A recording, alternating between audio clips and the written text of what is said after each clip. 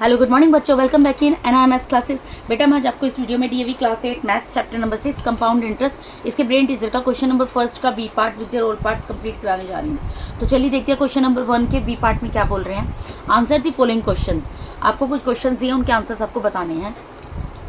इसका A part है find the compound interest on ₹1000 at 10% per annum for 2 years. Simple सा question है, आपको कंपाउंड इंटरेस्ट निकालना है। आपको प्रिंसिपल यहाँ पता है 1000, आपको रेट ऑफ इंटरेस्ट पता है 10% पर एनम, आपको टाइम पता है 2 ईयर्स। ठीक है, तो जो जो चीज़ें पता है सबसे पहले हम वो लिख लेते हैं। हमें यहाँ पर प्रिंसिपल पता है। प्रिंसिपल कितनी है बेटा? यहाँ पर प्रिंसिपल है ₹1000। ठीक है, उसके बाद रेट ऑफ इंटरेस्ट क्या है?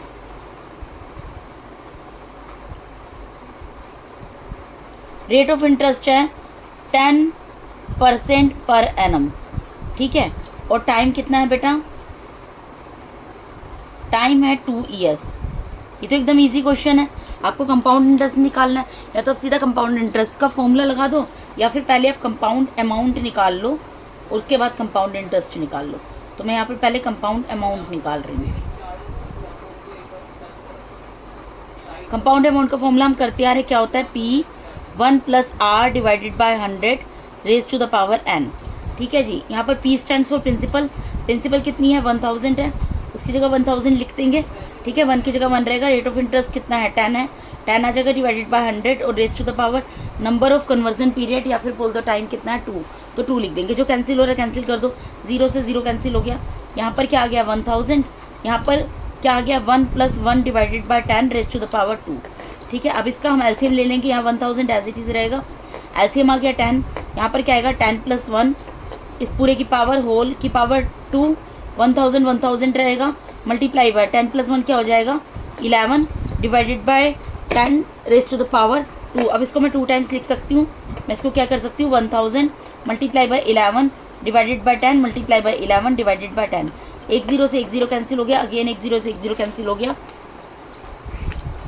तो यहाँ पर क्या आ गया मेरे पास? 10 मल्टीप्लाई बाय 11 मल्टीप्लाई बाय 11। ठीक है, 10 मल्टीप्लाई 11 को 11 से मल्टीप्लाई करेंगे 121 आएगा। 121 को 10 से मल्टीप्लाई कर देंगे तो कितना आ गया? ₹1210। ये हमारा क्या निकल गया? ये हमारा निकल गया अमाउंट। ठीक है, अब हमें अमाउंट पता लग गया। हमें क्या निकालना है? कंपाउंड इंटरेस्ट निकालना है। तो कंपाउंड इंटरेस्ट क्या होता है? आप सोचो, आप बैंक में गए, आपने बैंक में जाके 1000 रुपीज़ जमा किए, लेकिन 1 ईयर के बाद 2 ईयर्स के बाद बैंक आपको 1210 रुपीज़ दे रहा है। ठीक है, आप डिपॉजिटर हो, तो आपको इतने पैसे एक्स्ट्रा किस चीज़ के मिल रहे हैं? इंटरेस्ट के मिल रहे हैं। यानी इंटरेस्ट कैसे निकलता है? Amount minus principal. A stands for amount, P stands for principal. Amount कितना आया है बेटा? 1210 और प्रिंसिपल कितनी थी? 1000। इसके नीचे मैंने लिख दिया, माइनस कर दो, जो आएगा आपका कंपाउंड इंटरेस्ट आएगा। ठीक है, कितना आ जाएगा? 210। तो ये 210 रुपीज़ क्या निकल गया आपका? कंपाउंड इंटरेस्ट निकल गया। ठीक है बेटा, अब इसके नेक्स्ट पार्ट में मूव करते हैं। हमें कंपाउंड इंटरेस्ट ही निकालना था ना, कंपाउंड इंटरेस्ट निकाल दिया, 210 रुपीज़ आ गया। अब इसमें क्या बोल रहे हैं? If ₹6000 is deposited for 2 years at 4% per annum compounded quarterly, then find the time period and rate to compute compound interest. अब ये क्वेश्चन थोड़ा सा अलग है। यहाँ पर क्या बोल रहे हैं कि अगर 6000 रुपये डिपॉजिट किए हैं 2 साल के लिए, 4% पर एनम कंपाउंडेड क्वार्टरली के हिसाब से। ठीक है, तो आपको क्या बताना है? टाइम पीरियड बताना है और rate to compute compound interest, और आपको रेट बताना है कितना आएगा, जिससे कि हम कंपाउंड इंटरेस्ट को निकाल सके। पूरा क्वेश्चन सोल्व नहीं करना, आपको सिर्फ 2 चीज़ें पूछी है। यहाँ पर टाइम पीरियड बताना है और रेट बताना है टू कंप्यूट कंपाउंड इंटरेस्ट। ठीक है, तो यहाँ पे हम प्रिंसिपल क्या दी हुई है? प्रिंसिपल हमें दी हुई है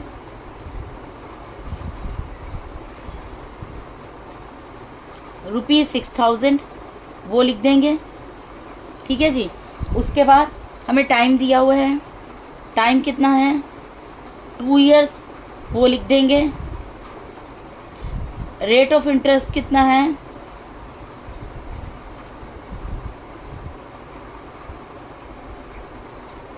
रेट ऑफ इंटरेस्ट है 4% पर एनम, वो लिख दिया मैंने। ठीक है, अब बेटा ये प्रिंसिपल के बाद रेट ऑफ इंटरेस्ट लिख देना, फिर टाइम लिख देना। मैंने ऊपर नीचे करके लिख दिया, मैंने इसके अकॉर्डिंग लिख दिया जैसे जैसे जैसे यहाँ पर दिया हुआ था। ठीक है, ऐसे भी कर दोगे तो गलत नहीं है, लेकिन पहले प्रिंसिपल फिर रेट ऑफ इंटरेस्ट फिर टाइम लिखना वो ज़्यादा अच्छा लगता है।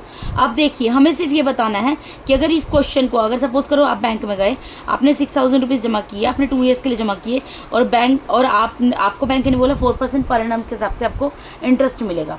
अब आप चाहते हो कि इंटरेस्ट जो क्वार्टरली के हिसाब से मिले, तो क्वार्टरली के हिसाब से बताओ कि रेट ऑफ इंटरेस्ट क्या होगा, टाइम क्या होगा। तो क्वार्टरली में क्या करना पड़ता है, टाइम को मल्टीप्लाई करना पड़ता है, रेट ऑफ इंटरेस्ट को डिवाइड करना पड़ता है। यानी कि मुझे इसको जो ईयर वाइज दिया है इसको क्वार्टर में चेंज करके दिखाना है बस। तो यहाँ पर 2 ईयर है, इसको क्वार्टर में चेंज करेंगे 1, तो कितने 1 ईयर में कितने क्वार्टर होते हैं, 4 से मल्टीप्लाई करना पड़ेगा, यानी कि कितना आ जाएगा यहाँ पर 8 क्वार्टर्स। ये चेंज कर दिया मैंने। और ये 4% पर एनम है, इसको भी क्वार्टर में चेंज करना है, तो क्या करना पड़ेगा, इसको डिवाइड करना पड़ेगा 4 से। तो 4 को 4 से डिवाइड करोगे कैंसिल हो जाएगा, 1% पर क्वार्टरली। ये कितना आ गया 1%। तो यही करके दिखाना था यहाँ पर बेसिकली आपको, कि आपको प्रिंसिपल पता थी, टाइम पता था, रेट ऑफ इंटरेस्ट पता था, आपको इसको खाली टाइम और रेट ऑफ इंटरेस्ट को क्वार्टर में चेंज करके दिखाना था, वो मैंने कर दिया। ठीक है, ये पार्ट आपका खत्म हो गया। नेक्स्ट पार्ट में मूव करते हैं। क्वेश्चन नंबर सी, इसका सी में क्या बोल रहे हैं, the value of a machine worth ₹5 lakh depreciates at the rate of 10% every year. In how many years will its value be 3,64,500 आएगा बेटा। ये गलती से मैंने 1000 लिख दिया, ठीक है, तो सेंस नहीं बन रहा। अब देखिए आपको ये बोला है कि आपके पास एक मशीन है सपोज करो, ठीक है, उसकी वैल्यू कितनी है 5 लाख रुपीज़ है। आपको बोल रहे हैं वो डेप्रीशिएट होगी। अब देखिए कोई भी चीज़ हम खरीदते हैं पुरानी होती है, ठीक है, वो घिसती है, तो वो घिसेगी, और हर परसेंट जो है उसके ऊपर रेट ऑफ इंटरेस्ट क्या दिया है, 10% दिया है। ठीक है, मतलब डेप्रीशिएट होगी किस हिसाब से, 10% पर एनम के हिसाब से। हर ईयर 10% डेप्रीशिएट हो जाएगी। इसकी जो वैल्यू है ना, यानी कि अगर 5 लाख की मशीन है तो हर साल इसकी कीमत जो है 10% कम होगी। यानी 5 लाख का 10% निकालोगे उतनी कीमत फर्स्ट ईयर में कम होगी। फिर अगेन 5 लाख जो बचेगा कीमत उसका निकालोगे 10%, तो उतनी कीमत और कम हो जाएगी।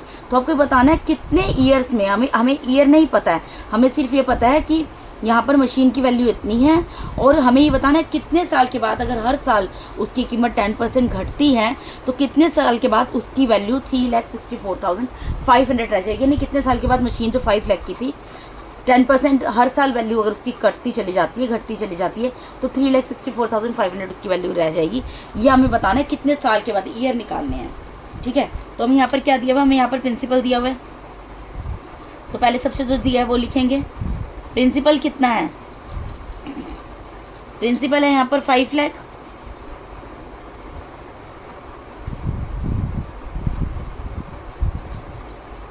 फिर रेट क्या दिया हुआ है हमें, अब रेट ऑफ इंटरेस्ट तो है नहीं, खाली रेट लिखेंगे। क्या दिया है 10% पर एनम। उसके बाद क्या दिया हुआ है, टाइम हमें निकालना है, तो जो चीज़ निकालनी है उसको हम एज्यूम कर लेंगे। Let time is equals to T years. T stands for time, उसकी शॉर्ट फॉर्म, जैसे प्रिंसिपल को पी मान लेते हैं ना, ऐसे टाइम को टी मान लिया। ठीक है, अब हमें क्या निकालना है, how many years will its value भी। ठीक है, तो हम लिखेंगे therefore value of machine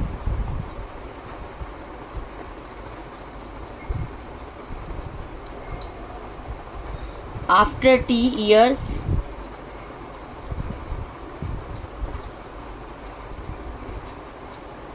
is equals to, हमें दी हुई है वैल्यू, कितनी दी है 3,64,500। ये तो हमें दी हुई है ना, कि मतलब number of T years, time कितने टाइम के बाद इतनी वैल्यू हो जाएगी। तो हमने टाइम को टी मान लिया, तो हमें यही निकालना है ना, value of machine after T years equals to, हमने ये मान लिया। ठीक है, अब आप एक चीज़ बताओ, यहाँ value of machine after T years का मतलब क्या है। अगर हमें 5 लाख प्रिंसिपल पता है, सपोज करो आप बैंक में गए, आपने 5 लाख रुपीज़ जमा किए। ठीक है, बैंक जो है हर साल आपको देगा नहीं, रेट ऑफ इंटरेस्ट नहीं देगा, आपके हर साल आपके जो 5 लाख है उसमें से 10% डेप्रीशिएट करे, काट ले, तो कितने साल के बाद आपके अकाउंट में 3,64,500 बचेंगे, ये आपको बताना है। तो कितने साल क्योंकि था तो उसको टी मान लिया। अब बाद में जो चीज़ मिलती है उसको क्या बोलते हैं, अमाउंट। आपने बैंक में जमा किए 5 लाख, आपको मिले 3,64,500, क्योंकि आपके पैसे की वैल्यू घट गई, वो कम हो गए, वो डेप्रीशिएट हो गए। ठीक है, तो आपको ही बताना है कि 10% के हिसाब से उस बैंक ने अगर आपके पैसे काटता चला गया बैंक 5 लाख से, तो कितनी ईयर के बाद आपके जो आपको ये मिला है 3,64,500 कितने ईयर के बाद मिला है। तो बाद में जो मिलता है उसको क्या बोलते हैं, अमाउंट। यानी कि ये जो हमें वैल्यू दी है किसकी दी हुई है, अमाउंट की दी हुई है। तो अमाउंट का फॉर्मूला क्या होता है, P1R divided by 100 raise to the power n। अब आप सोचोगे इसके बीच में साइन नहीं लगाया, क्योंकि इसके बीच में माइनस का साइन आएगा, क्योंकि जब आपको 5 लाख की जगह सपोज करो 6,50,000 मिलते या 6,90,000 मिलते, मतलब कि जो आपने स्टार्टिंग में जमा किए थे पैसे, जो प्रिंसिपल आपने जमा की थी उससे बढ़कर आपको मिलता तो आप ऐड करते ना, लेकिन आपको तो घट कर मिल रहा है। आपने 5 लाख रुपीज़ डिपॉजिट किए और आपको 3,64,500 मिल रहे हैं, डेप्रीशिएट हो गए आपके पैसे। तो जब लॉस होता तो आपको तो लॉस हुआ, तो लॉस को क्या करती है, माइनस। कितना दिया, इक्वल्स टू 3,64,500। ठीक है, मैंने सिर्फ इसकी जगह बताया कि क्यों आएगा आपको। अब आपको सिंपल वैल्यूज पुट करनी है। प्रिंसिपल कितनी है, 5 लाख, तो उसकी जगह मैं 5 लाख लिख दूंगी। 1 की जगह 1 रहेगा, माइनस रेट ऑफ इंटरेस्ट कितना, 10 डिवाइडेड बाय 100, और नंबर ऑफ ईयर यही तो हमें निकालना है, इसको मैंने टी माना है तो मैं इसकी जगह यहाँ पर टी लिख दूंगी। ठीक है, 3,64,500। अब यहाँ पर 10 से 10 कैंसिल हो गया। अब इसको हम नेक्स्ट पेज में सोल्व करते हैं। यानी हमारे पास यहाँ पर क्या आ गया, यहाँ पर आ गया 5 लाख 1 माइनस, ये जब मैंने 10 डिवाइडेड बाय 100 था, 10 कैंसिल हो गया तो क्या बच गया, 1 divided by 100 raise to the power T, 1 divided by 10 sorry raise to the power T equals to 3,64,500। यही दिया हुआ ना बेटा। ठीक है, अब इसको सोल्व कर लेंगे। अब देखिए कैसे सोल्व होगा। ये तो ये मल्टीप्लाई में डिवाइड में चला जाएगा, और इधर मैं पहले क्या कर सकती हूँ, इसका एलसीएम, और इधर क्या है 1 minus 1 divided by 10 raise to the power T है, ये मल्टीप्लाई में है, ये इधर क्या चला जाएगा, डिवाइड में चला जाएगा। 3,65,500 डिवाइडेड बाई 5 लाख। ठीक है, इन दोनों का मैं एलसीएम ले सकती हूँ, इन दोनों का मैं एलसीएम ले लूँगी, 10 आएगा, 10 minus 1 raise to the power T, और इधर क्या आ गया, इसमें कैंसिल कर दो आप, 2 0 से 2 0 कैंसिल हो गए। अब आप इसको कैंसिल करो, ये 5 से कैंसिल होगा, 5 7 ज़ा 35, 5 2 ज़ा 10, 5 9 ज़ा 45, और ये भी 5 से कैंसिल होगा, 5 1 ज़ा 5 और 3 टाइम्स 0 आ गया। तो यहाँ पर क्या आ गया, 729 डिवाइडेड बाय 1000 आ गया। ठीक है, और ये माइनस हुआ तो क्या आ गया, 9 divided by 10 raise to the power T is equals to 729 divided by 1000। अब आप यहाँ पर ये चीज़ देखो, 729 किसका क्यूब होता है, 729 किसका क्यूब होता है, 729 बेटा जो जनरली इधर दिया होता है ना, इसी का क्यूब निकलता है ये। ठीक है, इसको मैं क्या लिख सकती हूँ, 729 को, या 9 divided by 10 raise to the power T है, इसको मैं क्या लिख सकती हूँ, 9 multiply by 9 multiply by 9 divide में 10 मल्टीप्लाई बाय 10 मल्टीप्लाई बाय 10। ठीक है, 1000 किसका क्यूब होता है, 10 का। हम इसको इधर सोल्व कर देंगे। तो यहाँ पर यानी क्या क्या आ गया, 9 divided by 10 raise to the power T is equals to 9 divided by 10 इसका क्यूब आ गया। ठीक है जी, अब मैं दोनों साइड्स को कंपेयर करूंगी बाय कंपेयरिंग बोथ साइड्स।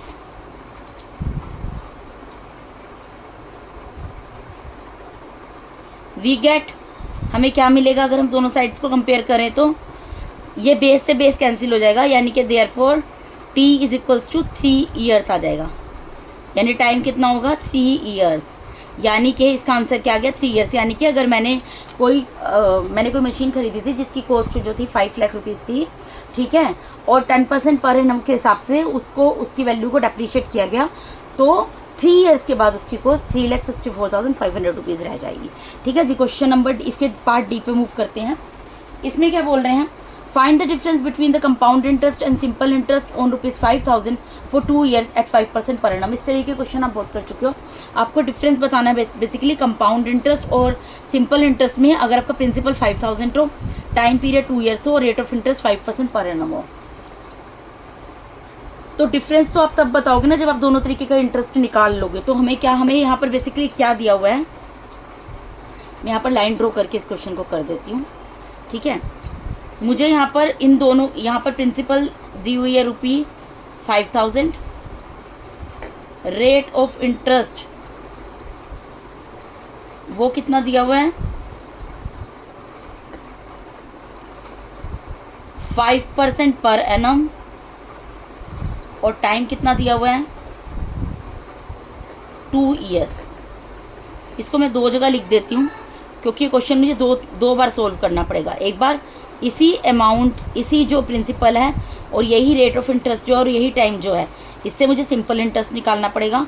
और इन्हीं तीनों चीज़ों को यूज़ करके, same principal, same rate of interest और सेम टाइम पीरियड को यूज़ करके मुझे एक बार कंपाउंड इंटरेस्ट निकालना पड़ेगा। जब मैं उन दोनों को निकाल लूँगी तभी तो मैं उन दोनों का डिफरेंस फाइंड आउट कर सकती हूँ ना, क्योंकि मुझे क्या बोल रहे हैं आपको, you have to find out the difference between compound interest and simple interest, और जबकि प्रिंसिपल, रेट ऑफ इंटरेस्ट और टाइम एक जैसा रहे। तो मैं इधर निकाल देती हूँ, सपोज इधर मैं सिंपल इंटरेस्ट निकाल देती हूँ। सिंपल इंटरेस्ट का फॉर्मूला क्या होता है, P multiply by R multiply by T divided by 100। अब प्रिंसिपल कितनी है यहाँ पर 5000 है, 5000 आ गया। रेट ऑफ इंटरेस्ट कितना 5, टाइम कितना 2 ईयर्स डिवाइडेड बाय 100। तो यहाँ पे 2 0 से 2 0 कैंसिल हो गई, क्या आ गया 50 मल्टीप्लाई बाय 5 मल्टीप्लाई बाय 2। तो ये कितना निकल जाएगा, रुपी मल्टीप्लाई कर लो 5 2 10, यानी ₹500 निकल जाएगा। इधर मैं बेटा कम स्पेस छोड़ रही हूँ क्योंकि सिंपल इंटरेस्ट के लिए इतनी जगह मुझे नहीं चाहिए। सिंपल इंटरेस्ट मेरा निकल भी गया, देखो सिंपल इंटरेस्ट कितना निकल गया, ₹500। ठीक है, जब मैंने ये वाला देखो, जब मैंने यहाँ पर सिंपल इंटरेस्ट निकाला, मैंने प्रिंसिपल की जगह 5000 रखा, रेट ऑफ इंटरेस्ट की जगह 5 रखा और टाइम की जगह 2 रखा, डिवाइडेड बाय 100। 2 0 से 2 0 कैंसिल हो गई, 50 मल्टीप्लाई बाय 5 मल्टीप्लाई बाय 2 किया तो मेरा यहाँ पर क्या आ गया, ₹500 आ गया। ये तो निकल गया जी हमारा सिंपल इंटरेस्ट। अब कंपाउंड इंटरेस्ट निकालना है तो इसके लिए पहले मैं कंपाउंड अमाउंट निकाल लेती हूँ। उसका फॉर्मूला क्या होता है, P1 + R divided by 100 raise to the power n। ठीक है, तो प्रिंसिपल की जगह क्या आएगा 5000 आ जाएगा, 1 प्लस रेट ऑफ इंटरेस्ट की जगह क्या आएगा 5 divided by 100 raise to the power n। ये जितना कैंसिल हो सकता है इसको कैंसिल कर दो, 5 1 5, 5 2 10 और 1 0, यानी यहाँ पर कितना आ गया 5000। 1 + 1 divided by 20 raise to the power n। ठीक है जी, अब इसको हम इधर सोल्व कर लेंगे। ये मैं एक बार दोबारा लिख देती हूँ, क्या आ गया 5000, 1 + 1 divided by 20 raise to the power, sorry n लिखा है मैंने यहाँ पर, n की जगह आप 2 कर देना, 2 आएगा यहाँ पर। ठीक है, 2 आएगा, 2 कर दिया तो यहाँ पर क्या आ गया 2। अब इसको हमें क्या करना है, सोल्व करना है। कैसे सोल्व होगा जी, 5000 तो एज इट इज़ रहेगा, इन दोनों का एलसीएम ले लेंगे, 20 आ गया। यहाँ पर क्या आ गया 20 + 1 उस पूरे होल की पावर 2, फिर 5000 ही रहेगा। ठीक है, मल्टीप्लाई में 21 डिवाइडेड बाय 20 की पूरे होल की पावर 2, यानी क्या आ गया 5000 multiply by 21 divided by 20 multiply by 21 divided by 20। यहाँ 1 0 से 1 0 कैंसिल हो गया, 1 0 से अगेन 1 0 कैंसिल हो गया, 2 1 2, 2 2 4 और 2 5 10। तो यहाँ पर क्या आ गया मेरा 25 मल्टीप्लाई बाय 21 मल्टीप्लाई बाय 21। ठीक है, अब 25 मल्टीप्लाई बाय तो मुझे पता है मेरा 21 का स्क्वायर क्या होता है, 441 होता है, वो मैंने यहाँ पर लिख दिया। यहाँ पे मैं साइड में एक लाइन खींच देती हूँ रफ वर्क के लिए। क्यों, क्योंकि मुझे 21 का स्क्वायर पता था, वो तो मैंने लिख दिया, लेकिन मुझे ये नहीं पता इन दोनों को मल्टीप्लाई करके क्या आएगा।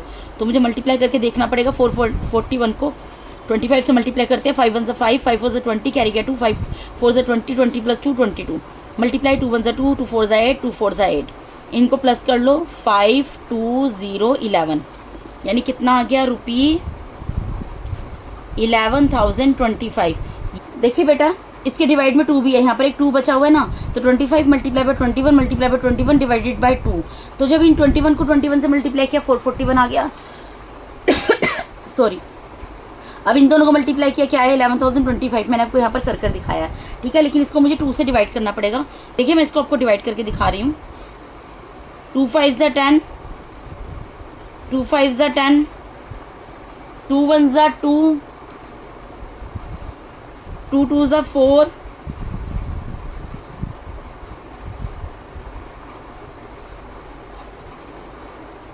2 5 10,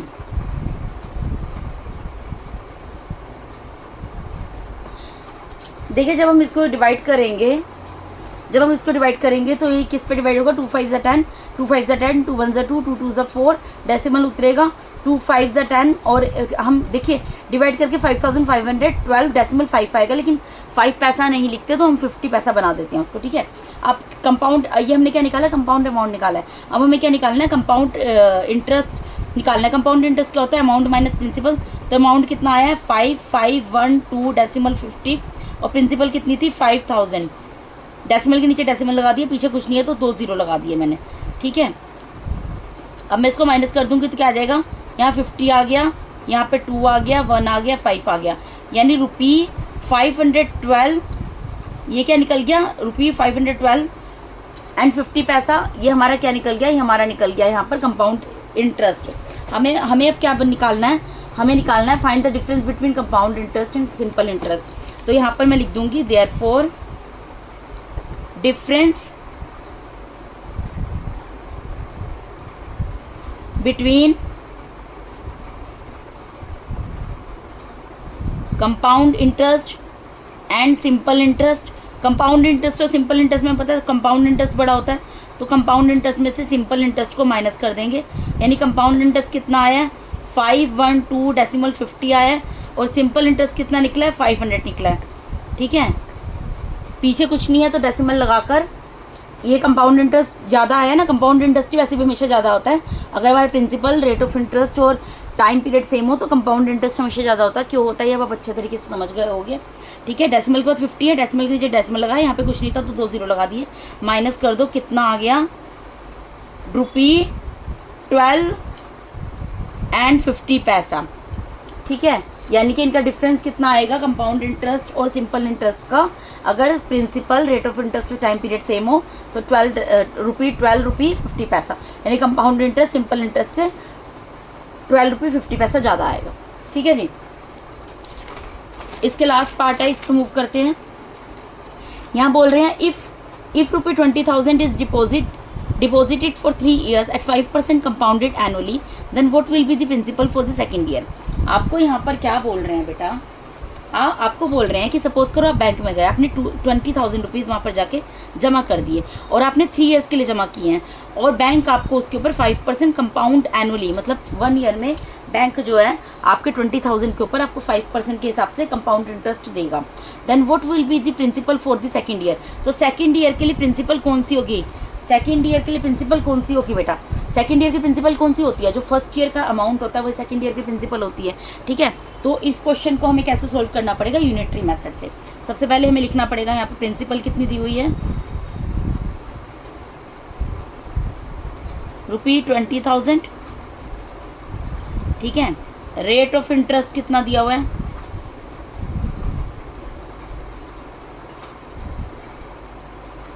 5% पर एनम। टाइम कितना दिया हुआ है 3 इयर्स, टाइम 3 इयर्स दे दिया, और बोल रहे हैं what will be the principal for second year. Second year के लिए प्रिंसिपल क्या होगी, तो हम इसको पहले फर्स्ट ईयर के लिए सोल्व करेंगे। For first year, first year के लिए हमारी प्रिंसिपल और ये रेट ऑफ इंटरेस्ट और टाइम सब सेम रहेगा, ठीक है। तो हम क्या करेंगे, सिंपल इंटरेस्ट निकाल लेंगे, simple interest for the first year,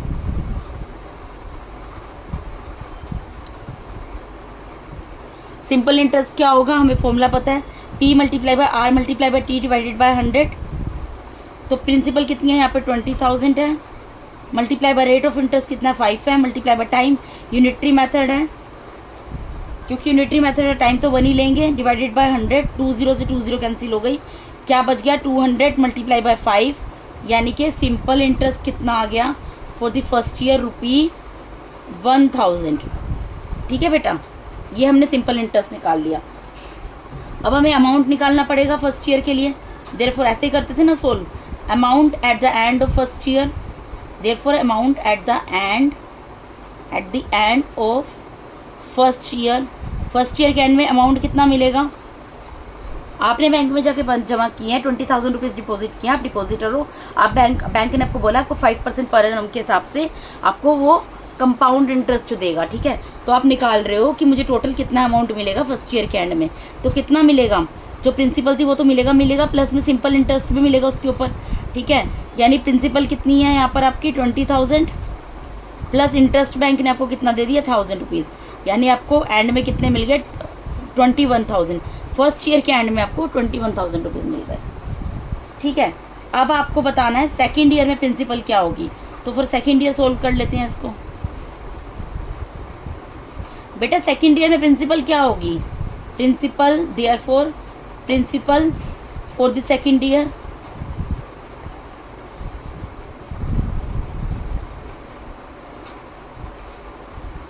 जो फर्स्ट ईयर यानी जो भी प्रीवियस ईयर होता है उसका जो अमाउंट होता है वही नेक्स्ट ईयर के लिए प्रिंसिपल बनती है।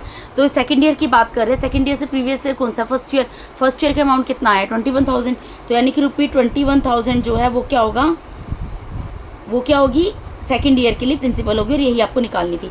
आपने पैसा तो 3 ईयर्स के लिए जमा किया था, लेकिन आपको क्या निकालना था कि सेकंड ईयर में प्रिंसिपल क्या होगी, ठीक है। तो हमने निकाल दिया 21,000 रुपीज़ होगी, बस इतना ही सोल्व करना था। इसके साथ ही बेटा मैंने आपको DAV class 8 maths chapter number 6 compound interest इसके ब्रेन टीजर का क्वेश्चन नंबर फर्स्ट का B part with all parts complete करा दिया है। अगर आप मेरे चैनल पे नए हैं तो काइंडली मेरे चैनल को सब्सक्राइब कीजिए। अगर आप लोगों को मेरा टीचिंग मेथड अच्छा लगता है तो प्लीज़ मेरे वीडियोस को लाइक कीजिए और अपने फ्रेंड्स के साथ शेयर जरूर कीजिए। Thank you so much once again for watching my YouTube videos. Thank you so much, God bless all of you.